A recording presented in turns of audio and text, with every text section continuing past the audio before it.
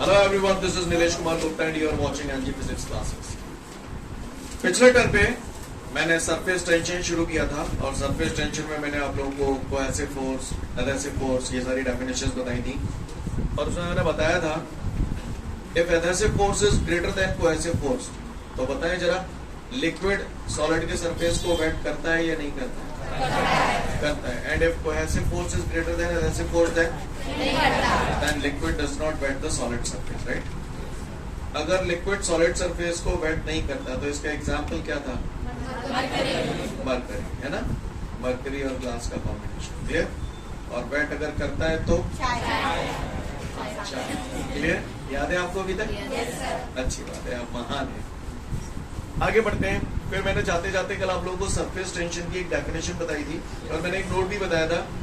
Same volume के अगर हमारे पास डिफरेंट डिफरेंट शेप्स हों तो उसमें सबसे कम सरफेस एरिया जो होता है वो है ना। और मैंने बताया था सरफेस टेंशन की जो डेफिनेशन बताई थी, आप इस चैप्टर में सरफेस टेंशन की तकरीबन 4-5 डेफिनेशन पढ़ेंगे। हर जगह डेफिनेशन अपने आप में एक अलग रूप लेगी, सारी डेफिनेशन हम लोगों को क्लियर होना चाहिए। तो कल मैंने आपको सरफेस टेंशन की पहली डेफिनेशन बताई थी जिसमें मैंने बताया था surface tension is the property of the liquid due to which it always try to occupy the minimum surface area. और कोई भी लिक्विड जब अपने सरफेस एरिया को मिनिमम करने की कोशिश करेगा तो उसका शेप हमेशा जो हो जाएगा वो कैसा हो जाएगा? स्फेरिकल शेप का हो जाएगा, गोल हो जाएगा। सीन क्लियर है? किसी को कोई दिक्कत? आगे बढ़ो। ये जो मैंने कल आपको एग्जांपल दिया था कि the property of the liquid due to which it always try to occupy the minimum surface area is called surface tension, right. ऐसा मैंने बताया था आपको, है ना। तो इस पे बेस हम लोग कुछ एक एग्जांपल्स देखते हैं, ट्राई टू अंडरस्टैंड, ओके। तो एग्जांपल्स ऑफ सरफेस टेंशन आज हम लोग देखने जाएंगे। उसके बाद मैं आपको लैपलेस थ्योरी बताऊंगा। लैपलेस थ्योरी के बाद ये एग्जांपल्स आपको दिए हैं नोट्सों में आपके में, तो पहले समझ लीजिए, उसके बाद हम लोग पढ़ेंगे। तैयार है हम सब लोग? तो मैंने आपको बताया कि surface tension is the property of the liquid due to which it always try to occupy the minimum surface area. और जब मिनिमम सरफेस एरिया ऑक्यूपाई करने की कोशिश करेगी लिक्विड तो अपना शेप कैसा बना लेगी? गोल बना लेगी, स्फेरिकल शेप का बना लेगी। क्लियर है सी? इसके एग्जांपल्स देखते हैं। कभी सोप सॉल्यूशन से बबल्स बनाए? बनाए ना बनाए? बनाए। अच्छा, तो लिसन एवरीवन, आपके पास एक वायर फ्रेम होता है। क्या होता है? ये एक वायर फ्रेम है, बढ़िया चक फर्स्ट क्लास। ये एक वायर फ्रेम है, ठीक है भैया, समझ गए ना। वायर का फ्रेम है। जब इस फ्रेम को आप साबुन के पानी में डुबोते हो कि नहीं? ये मैंने वायर फ्रेम थोड़ा बड़ा सा बना दिया है और इसको अगर मैं साबुन के पानी में डुबोता हूँ, सोप सॉल्यूशन में इमर्स करता हूँ और फिर बाहर निकालता हूँ तो यहाँ एक लेयर बन जाती है, ऐसा लगता है मुझे। आपको भी ऐसा लगता है? कितनी मिलती जुलती सोच है, नहीं? तो यहाँ पर ये लेयर बन गई। काय की लेयर बन गई? साबुन के पानी की एक लेयर बन गई। काय की लेयर बन गई? जी हाँ मेरे भाइयों, साबुन के पानी की एक लेयर बन गई। इसको हम लोग बोलते हैं सरफेस फिल्म। क्या बोलते हैं हम लोग इसे? Surface film. यहाँ पर एक फिल्म बन गई, राइट, क्लियर, साबुन के पानी की। उसके बाद मैंने लिया फंदा। क्या लिया? फंदा समझते हो? जैसे धागा है ना, धागा, रील का धागा ले लिया, ठीक है, धागा तोड़ के नॉट बांध के उसका एक क्लोज लूप बना लिया। समझ गए क्या बना लिया मैंने? सीन क्लियर है सभी को? और वो जो धागा है जो क्लोज लूप में है, इसको मैंने धीरे से ही बिल्कुल अचक के यहाँ पे धरता हूँ। हाँ, यानी मैंने यहाँ पर ये जो थ्रेड का लूप बनाया उस लूप को मैंने इजीली यहाँ पर प्लेस कर दिया। सीन क्लियर है सभी को? बाकी बात मैंने ले ली सुई। कहा ले ली? सुई को क्या करे हो? कुच्चे हो। क्लियर? तो आवाज कुच्चे हो। गौर से देखिएगा, ये जो धागा है जो मैंने यहाँ पर सरफेस फिल्म पर रखा हुआ है, मैंने एक सुई ली और सुई की नोक को यहाँ पर इंसर्ट कर दिया। जैसे ही मैं यहाँ पर इंसर्ट करूंगा तो धागे के अंदर की ये जो लेयर है ये तो हट जाएगी एकदम से, लेकिन जो सर्कुलर फ्रेम है और ये जो धागा है इनके बीच यहाँ पर जो लेयर है वो लिक्विड की लेयर है। क्लियर? तो लिक्विड की ये क्वालिटी होती है कि वो अपने सरफेस एरिया को मिनिमाइज करने की कोशिश करती है और जब ये अपने एरिया को मिनिमाइज करने की कोशिश करेगी तो ये फिल्म क्या होगा? सिकुड़ेगी, यानी चारों तरफ से कॉन्ट्रैक्ट होगी। इस तरीके से इसमें चारों तरफ से फोर्स लगने लगेगा और जब फोर्स लगने लगेगा तो इसका नजारा कुछ ऐसा हो जाएगा। नहीं है मेरी बात? क्लियर? कैसी हो जाएगी? ये गोल हो जाएगी। कहानी समझ में आ रही है? तो this is because of surface tension. जो मैंने बोला आपको पल्ले पड़ा, मैं फिर से एग्जांपल बोल रहा हूं। मैंने क्या किया, एक वायर फ्रेम लिया, वायर फ्रेम को सोप सॉल्यूशन के अंदर इमर्ज किया और बाहर निकाला, तो सोप सॉल्यूशन की एक फिल्म बन गई। उसके बाद मैंने थ्रेड का एक लूप यहाँ पर रखा, और लूप रखने के बाद सुई से उसके सेंटर पार्ट को मैंने क्या किया, क्लियर पियर्स किया, यहाँ पर चुभोया इसको। तो ये जो बीच वाली लेयर थी वो हट गई, लेकिन जो वायर फ्रेम और थ्रेड के बीच का जो लेयर था वो अपने आप को कॉन्ट्रैक्ट करने की कोशिश करती है, सिकुड़ने की कोशिश करती है, जिसकी वजह से इसमें चारों तरफ से धागे पे फोर्स लगता है और वो कैसा हो जाता है, गोल। तो कोई पूछे ऐसा किस वजह से हुआ, तो because of surface tension. Scene clear है? आगे बढ़ो। इसी तरीके से शेविंग ब्रश, शेविंग बनाते हैं हम लोग, आप में से काफी लोग अब शेव करने लगे होंगे, क्लियर? ठीक है, तो शेविंग ब्रश है, और वो जो शेविंग ब्रश है, शेविंग ब्रश को जब आप पानी में, शेविंग ब्रश को जब आप पानी में डालते हैं तो पानी के अंदर जैसे ही ब्रश जाता है ना, तो आपने देखा होगा उसके जो ब्रशेस है वो फैल जाते हैं, यस और नो? फैल जाते हैं। लेकिन जैसे ही आप उसे बाहर निकालते हैं तो ब्रशेस के बीच का जो लेयर है, वाटर का लेयर, वो एकदम कॉन्ट्रैक्ट होने की कोशिश करता है, जिसकी वजह से वो एकदम से चिपक जाते हैं एक दूसरे के साथ। तो ये सब काय की वजह से हो रहा है, because of surface tension. Scene clear है? मैं फिर से एग्जांपल बताऊंगा, ध्यान से सुनेंगे हम लोग। Ready everyone? फिर से बता रहा हूं दोनों एग्जांपल। शेविंग ब्रश वाला समझ में आया? शेविंग ब्रश में मैंने शेविंग ब्रश को जब पानी में डुबोया तो उसके जो ब्रिशल्स थे वो आपस में फैल गए, क्योंकि उनके बीच में वाटर की लेयर बन गई। लेकिन जैसे ही मैंने उसे बाहर निकाला तो वो लेयर कॉन्ट्रैक्ट होने की कोशिश करेगी, जिसकी वजह से वो जो ब्रशल्स होते हैं वो आपस में एक दूसरे के साथ स्टिक कर जाते हैं, चिपक जाते हैं। सीन क्लियर है? तो ये काय की वजह से हो रहा है, सरफेस टेंशन की वजह से हो रहा है। दूसरा एग्जांपल मैंने दिया कि जो वायर फ्रेम लिया मैंने, साबुन के पानी से बुलबुले बनाते हैं ना हम लोग, क्लियर? साबुन के पानी से जो बुलबुले बनाते हैं उसका मैंने वायर फ्रेम ले लिया, और वायर फ्रेम को साबुन के पानी में डुबो के बाहर निकाला, तो यहाँ पर उसकी एक लेयर बन गई। साबुन के पानी की जब यहाँ पर लेयर बन गई, फिर मैंने क्या किया, धागे का एक लूप लिया इस टाइप का, क्लियर? धागे का एक लूप लिया, धागे के लूप को साबुन के पानी पे मैंने रख दिया, और फिर पिन से ये बीच वाला हिस्सा यहाँ पर मैंने उसे पियर्स किया। तो ये क्या होगा, ये बीच वाला जो हिस्सा है वो हट जाएगा, और बाकी का सर्कुलर वायर की ये जो फ्रेम है और धागे के बीच की जो फिल्म है वो अपने आप को कॉन्ट्रैक्ट करने की कोशिश करती है, सिकुड़ने की कोशिश करती है, जिसकी वजह से ये गोल हो जाता है। कहानी समझ में आ रही है? तो ये काय के एग्जांपल हुए हमारे सरफेस टेंशन के। कहानी समझ में आ रही है? आपके नोट्सों में लैपलास थ्योरी के बाद यही एग्जांपल दिए, पढ़ लें शांत मन से। 2 से 3 मिनट का समय आपके पास। किसी ने पूछा कि बारिश की बूंदें गोल होती हैं, तो काय की वजह से? सरफेस टेंशन की वजह से। कोई भी चीज अगर गोल है और कोई पूछे काय की वजह से, तो बोलना सरफेस टेंशन की वजह से। क्योंकि नेचर में जितनी भी चीजें हैं वो अपने लिक्विड की बात कर रहा हूँ, लिक्विड अपने सरफेस एरिया को मिनिमाइज करने की कोशिश करती है, और मिनिमाइज करने के चक्कर में हमेशा कैसी हो जाती है, गोल हो जाती है। क्लियर है? बूंदी बनती है, बूंदी के लड़कों खाए होंगे, हमारे पहले बूंदी बनानी पड़ता है, क्लियर? झज्जर में वो बेसन डालता है और फिर ऐसे ठोकता रहता है, तो वो बूंदी जैसे ही निकलती है कढ़ाई में गिरने से पहले जब वो एयर में आती है तो अपने सरफेस एरिया को मिनिमाइज करती है और गोल होता है। समझ में आ रही बात? मीला में बंदूक चलाई होंगी, सही है तो गोली, क्लियर? तो उसमें आपने देखा होगा लेड शॉट्स डाले जाते हैं, छर्रे बनाए जाते हैं, छर्रे, क्लियर? वो लेड के बनाए जाते हैं। लेड सुना है? लेड एक मेटल है। What is the symbol of lead? Pb, clear? तो वो लेड ऐसे ही बनाया जाता है, जैसे बूंदी बनाई जाती है ना, वैसे ही लेड बनाया जाता है। हमारा पार्ट टाइम बिजनेस है। इसमें क्या होता है, जैसे आप लोग बैच फिनिश हो जाएंगे, उसके बाद यहाँ जहाँ पर आपने साइकिल पार्क की है ना, यहाँ पर हम लोग एक टैंक बना लेते हैं पानी का, ठीक है? पानी का टैंक बना लेते हैं, और यहाँ पर ऊपर खड़े हो जाते हैं, झज्जर ले लेते हैं, और लेड जो मेटल है उसे मेल्ट कर लेते हैं अच्छे से। मेल्ट करने के बाद झज्जर में डालते हैं, और झज्जर में डालने के बाद जैसे ही वो लेड बाहर निकलेगा उसमें, तो पानी में गिरने से पहले एयर में नीचे की तरफ फॉल डाउन होगा, है ना? जैसे ही वो गिरेगा तो सरफेस टेंशन की वजह से गोल हो जाएगा, और फाइनली जब पानी में गिरेगा ठंडा हो जाएगा, और वो शीशे के छर्रे तैयार हो जाएंगे, लेड के छर्रे तैयार हो जाएंगे। समझ में आ रही बात? लेड के छर्रे कैसे बनाए जाते हैं? नहीं मेरी बात समझ में? सीन क्लियर है? मुस्कुरा रहे हो काय? सवाल बताओ। सीन क्लियर है? तो कोई पूछे formation of lead shots is the example of, तो बोला सरफेस टेंशन, क्लियर?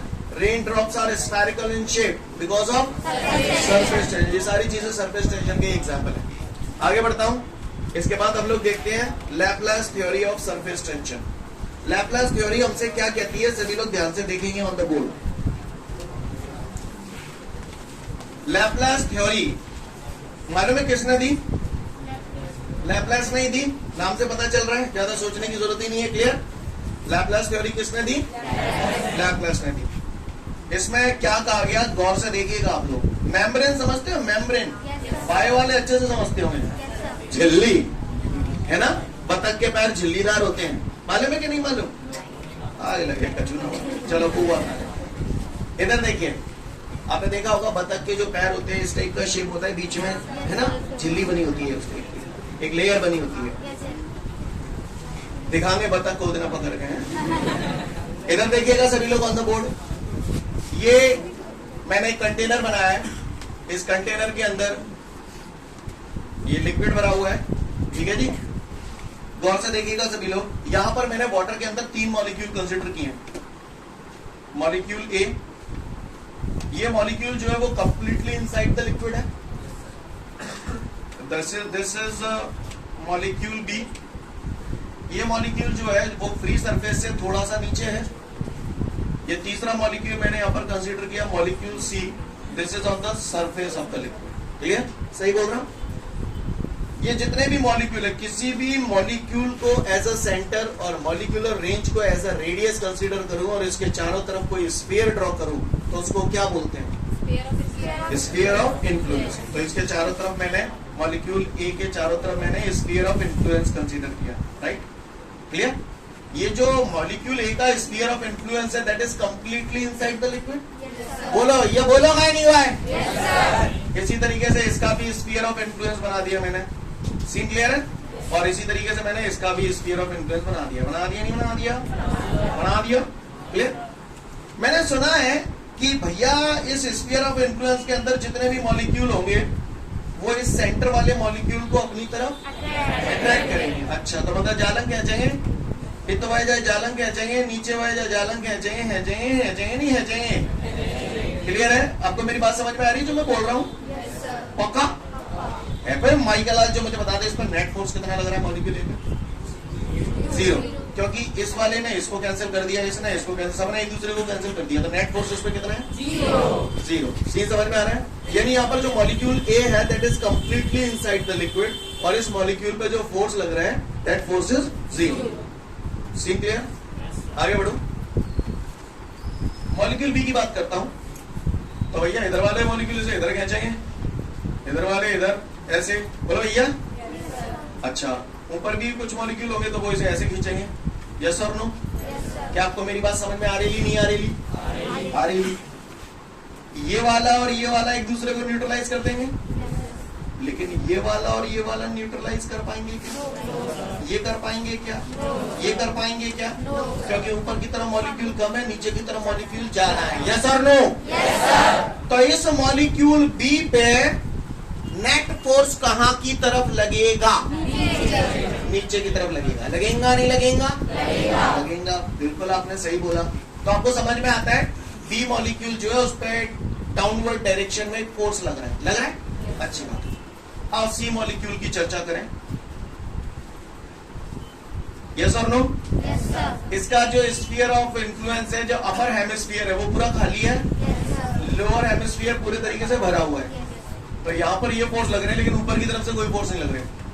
तो ये दोनों ने न्यूट्रलाइज कर दिया, लेकिन ये तीनों मिलकर इस पर नेट फोर्स किधर की तरफ लगा रहे हैं? 3 मॉलिक्यूल आपको यहाँ पर दिख रहे हैं, ए, बी और सी। आप मुझे बता सकते हैं सबसे ज्यादा डाउनवर्ड डायरेक्शन में जो फोर्स लग रहा है वो कौन से मॉलिक्यूल पे लग रहा है?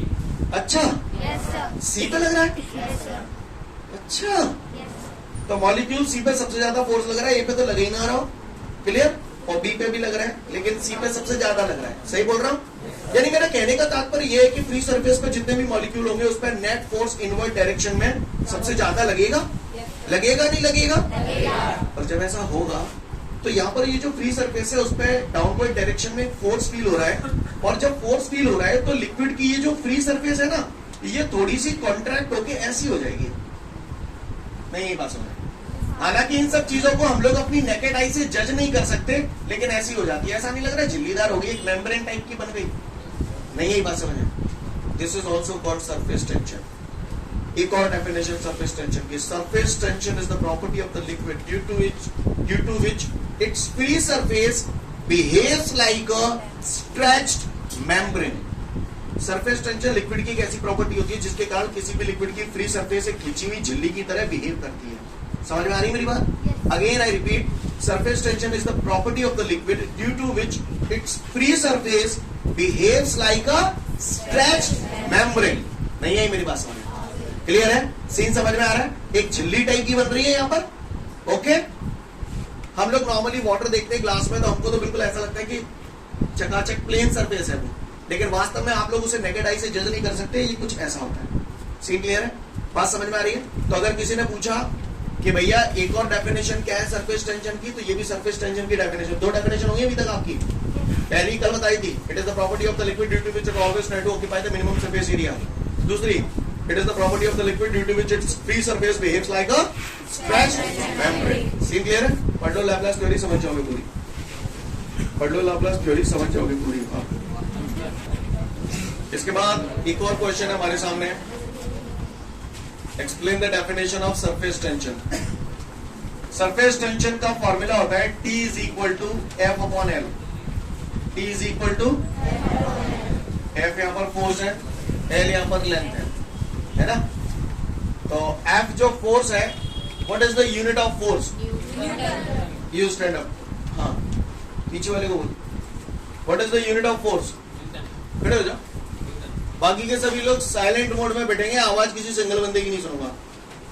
तो unit of force is newton आपके हिसाब से है। What is the unit of length? Metre. तो किसी ने अगर हमसे पूछा सरफेस टेंशन का यूनिट क्या होता है, तो क्या बोलोगे?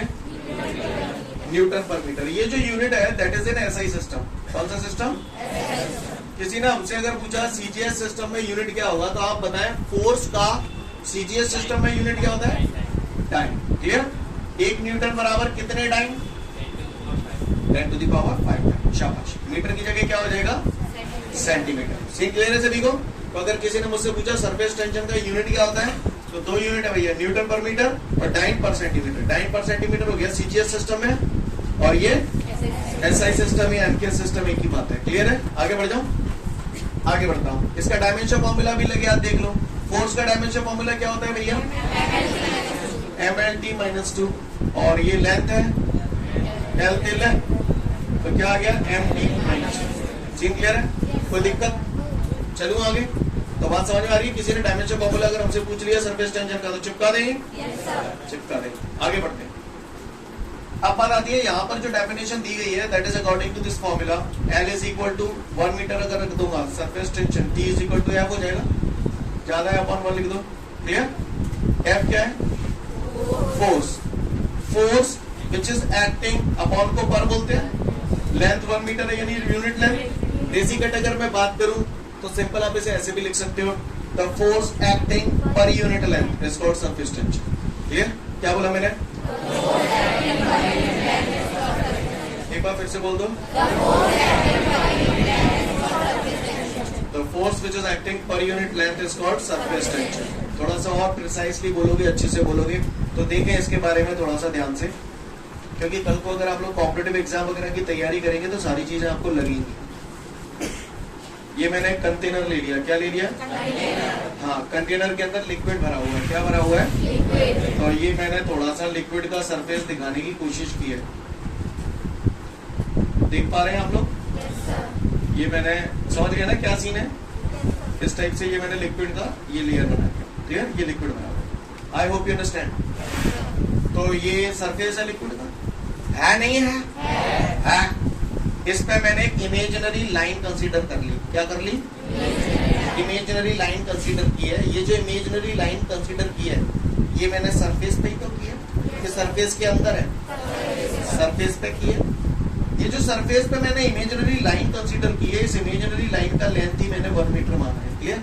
अब आप बताओ, यहाँ पर जो मॉलिक्यूल होंगे वो इसे इधर की तरफ खींचने की कोशिश करेंगे, और यहाँ पर जो मॉलिक्यूल होंगे वो इसे इधर की तरफ खींचने की कोशिश करेंगे। यस और नो? सही बोल रहा हूँ? तो यहाँ पर ये क्या लग रहा है? फोर्स लग रहा है। ये फोर्स इस इमेजिनरी लाइन के कैसे लग रहा है? परपेंडिकुलर लग रहा है। और ये फोर्स लग कर रहा है in the plane of the liquid surface. बोलो। और ये लाइन कैसी है? इमेजिनरी, इमेजिनेशन है केवल। Clear? The surface tension of a liquid is equal to the force which is acting per unit length normally in the plane of the liquid surface? Yes or no? बात समझ में आ रही है? Clear? या फिर आप सिंपल ऐसे भी बोल देंगे the force which is acting per unit length is called surface tension. Clear? लेकिन अगर किसी ने पूछा कि यहाँ पर जो फोर्स लग रहा है वो इमेजिनरी लाइन के एक साइड लग रहा है या दोनों तरफ लग रहा है? दोनों तरफ लग रहा है. फोर्स जो लग रहा है वो इमेजिनरी लाइन के दोनों तरफ तो लग रहा है, लेकिन किस डायरेक्शन में लग रहा है? परपेंडिकुलर लग रहा है. कैसा लग रहा है? पढ़ लो, आप लोग समझ जाओगे. क्लियर? बात समझ में आई सभी को? एक बार फिर से बोलता हूं. यहाँ पर ABCD एक वायर है, वायर फ्रेम, और इसके ऊपर GH वायर मैंने अर्थ पर रख दिया है. क्लियर? ये वायर इधर उधर मूव करने के लिए इंडिपेंडेंट है, और मैं ये मान रहा हूं कि ये वायर और ये जो फ्रेम है यहाँ पर किसी भी प्रकार का कोई फ्रिक्शन फोर्स नहीं लग रहा है. और इसको मैंने उठा के इतने पोर्शन को साबुन के पानी में डुबोया और फिर बाहर निकाल लिया, तो ये फिल्म बन गई यहाँ पर साबुन के पानी की. ये लेंथ मैंने वायर की L मान ली. सीन क्लियर है सभी को? अब आप गौर से देखिएगा, जैसे ही मैंने सरफेस फिल्म बनाई तो मुझे मालूम है लिक्विड की ये प्रॉपर्टी होती है जिसके कारण वो अपने सरफेस एरिया को मिनिमाइज करने की कोशिश करती है.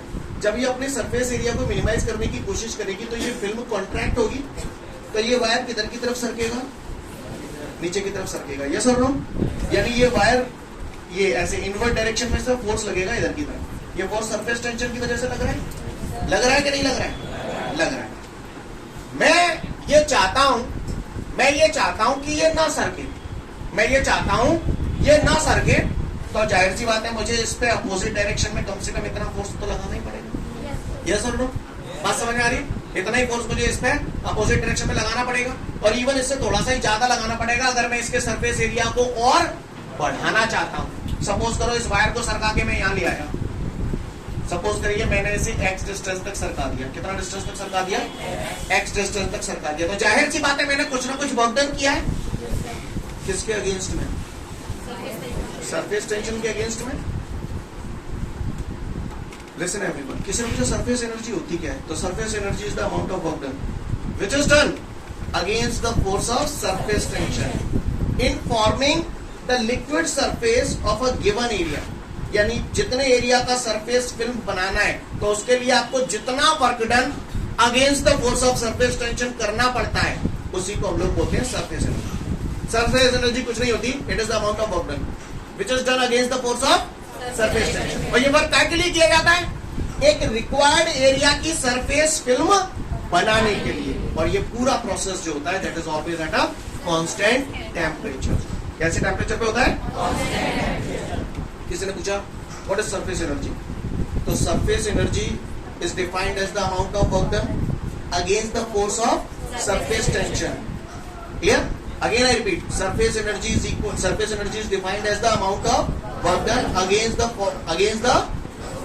force of surface tension in forming the liquid surface of a given area at a constant temperature. समझ में आ रही है बात? क्लियर? सरफेस एनर्जी उस वर्क डन के बराबर होती है जो सरफेस टेंशन के अगेंस्ट किया जाता है. काय के लिए? एक रिक्वायर्ड अमाउंट ऑफ एरिया की सरफेस फिल्म बनाने के लिए. और ये पूरा प्रोसेस कैसे टेम्परेचर पे होता है? कांस्टेंट टेम्परेचर पे होता है. कहानी समझ में आ रही है? सीन क्लियर है? बोल पाओगे? शांत मन से पहले डेफिनेशन पढ़ो, फिर आगे की बात करूंगा आपसे. तो सरफेस एनर्जी मैंने क्या बोला? Amount of work done against the force of in forming the liquid surface of a given area at a constant temperature. तो इसका मतलब कुल मिला के बात ये है, अगर मुझे सरफेस एनर्जी निकालनी है तो मुझे क्या निकालना पड़ेगा? Work done. क्योंकि surface energy is equal to the amount of work done.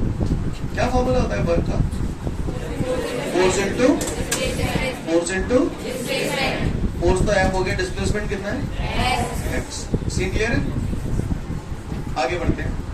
यहाँ पर सरफेस टेंशन जो है, सरफेस टेंशन का फॉर्मूला T बराबर एफ अपॉन एल होता है. T is equal to F upon L. यहाँ पर एक बात थोड़ी सी ध्यान रखने वाली है, और वो मैं भी उसके बारे में काफी डिटेल में बात करूंगा. यहाँ पर जो फ्री सरफेस आपने लिक्विड की बनाई है, ये जो लिक्विड की फिल्म दिखाई दे रही है आपको सरफेस फिल्म, इसमें दो फ्री सरफेसेस हैं. अब हमको अभी तक ये समझ नहीं आता कि ये फ्री सरफेसेस क्या होते हैं. ठीक है, तो वो मैं आपको अभी 2 मिनट बाद बता रहा हूँ. तो चूंकि इसमें दो फ्री सरफेसेस है इसलिए यहाँ पर 2 का मल्टीप्लाई हो जाएगा. क्लियर? क्या हो जाएगा? 2 का मल्टीप्लाई हो जाएगा. तो F इज इक्वल टू यहाँ पर क्या हो गया? T into 2L. तो F की जगह मैंने रख दिया T इंटू 2L और ये X. सीन क्लियर है सभी को? W is equal to T।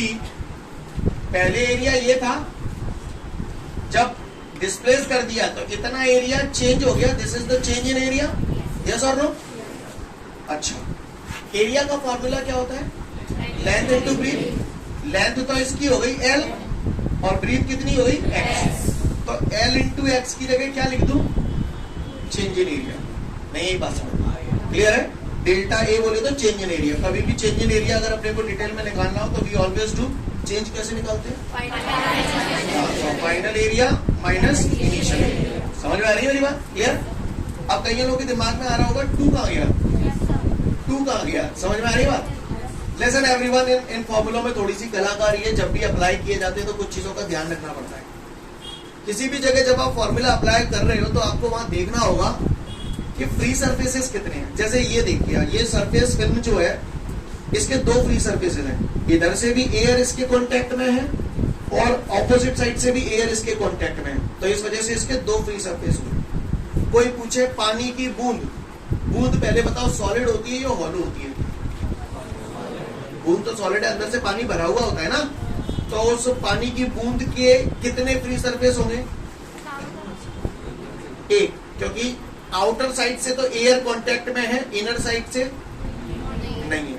Air bubble, air bubble के अंदर कितने फ्री सरफेस होंगे? 2। क्यों? क्योंकि एयर बबल के अंदर भी एयर है, बाहर भी एयर है, इसलिए उसके 2 free surface. An air bubble inside water, 1 free surface होगा, क्योंकि वो एयर बबल पानी के अंदर है।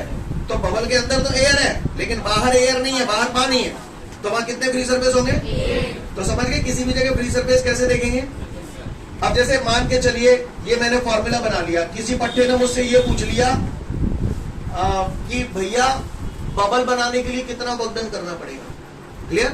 बबल बनाने के लिए कितना वर्क डन? अरे साबुन के पानी में बना लिया और साबुन के पानी की लेयर बना ली, उसका फूंक मार के बबल बनाते हो, तो उस बबल बनाने के लिए कितना वर्क डन किया? तो भैया वर्क डन का फॉर्मूला होता है W बराबर T डेल्टा है। बोलो, अभी अभी ताजा ताजा प्रूव किया है। अब बबल बनाने के लिए वर्क डन निकालना है तो W बराबर, ध्यान दीजिएगा, T वैसा की वैसा। बबल का शेप कैसा होता है? स्फेरिकल। स्फीयर का एरिया कितना होता है? 4 पाई आर स्क्वायर। स्फीयर का एरिया कितना होता है? 4 पाई आर स्क्वायर। क्लियर? तो डेल्टा ए मैंने लिख दिया 4 पाई आर स्क्वायर। लेकिन बबल बना रहे हो तो बबल के 2 फ्री सरफेसेस होते हैं, तो इसलिए हमें यहाँ पर ऑटोमेटिकली 2 का मल्टीप्लाई करना पड़ेगा, because bubble has 2 free surfaces. समझ में आ रही बात? तो फाइनली क्या आंसर आ जाएगा हमारा? 4 2 8 पाई आर स्क्वायर। ये हमारा आ गया work done in forming a bubble. किसी ने पूछ लिया वाटर ड्रॉप बनाने के लिए कितना वर्क डन करना पड़ेगा? वाटर की ड्रॉप बनानी, तो ड्रॉप बनाने के लिए कितना वर्क डन करना पड़ेगा? तो भैया फिर वही फॉर्मूला W बराबर T डेल्टा है। अब वाटर ड्रॉप बना रहे हो, ड्रॉप के कितने फ्री सरफेस होते हैं? 1 फ्री सरफेस होते हैं। तो यहाँ पर 2 का मल्टीप्लाई करोगे क्या? नहीं करोगे। तो एरिया कितना हो गया? ड्रॉप स्फेरिकल शेप की होती है, तो W बराबर क्या हो जाएगा? 4 पाई आर स्क्वायर T। कहानी समझ में आ रही है आप लोगों को? क्लियर? यानी मेरा कहने का मतलब ये है कि ये फॉर्मूला आप जब भी लगाओगे तो आपको हमेशा ये देखना पड़ेगा कहां पर कितने फ्री सरफेसेस हैं। अगर किसी जगह 1 ही फ्री सरफेसेस है तो सिंपल यही फॉर्मूला लग जाएगा, और अगर किसी जगह 2 फ्री सरफेसेस है तो 2 का मल्टीप्लाई करना पड़ेगा आपको। कहानी समझ में आ रही है? देख लें इसे एक बार अच्छे से, ये देख लें। इसके साथ साथ इसके बाद आगे के शायद ये 2 ही क्वेश्चन होंगे, work done in forming a bubble and work done in forming a drop, है ना? दोनों पढ़ लो फटाफट।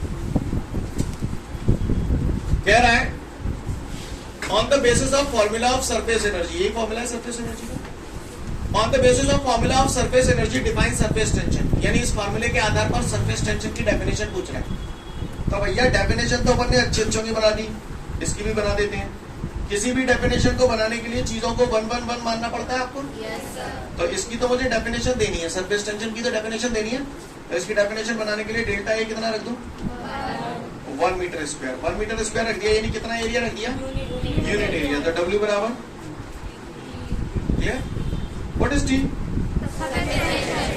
किसका होता है ये? तो पूरा क्या बोलोगे? Surface tension of the liquid. उंगली को देखते जाओ, कब फिर से बोलो, is equal to the work. Surface tension of the liquid is equal to the work. Work काय के लिए रिक्वायर्ड है? To increase the surface area of the film by 1 metre square. Clear? और ये पूरा प्रोसेस कैसे टेम्परेचर पे था? लिसन एवरीवन, एक बार बोल रहा हूं, ध्यान से सुनिएगा। The surface tension of the liquid is equal to the amount of work which is required to increase the surface area of the film by 1 meter square at constant temperature. Again I repeat, the surface tension of the liquid is equal to the amount of work which is required to increase the surface area of the film by 1 meter square at constant temperature. Scene clear है? 1 meter square नहीं बोलना तो unit area भी बोल सकते। Scene clear है? पढ़ लो, समझ जाओ।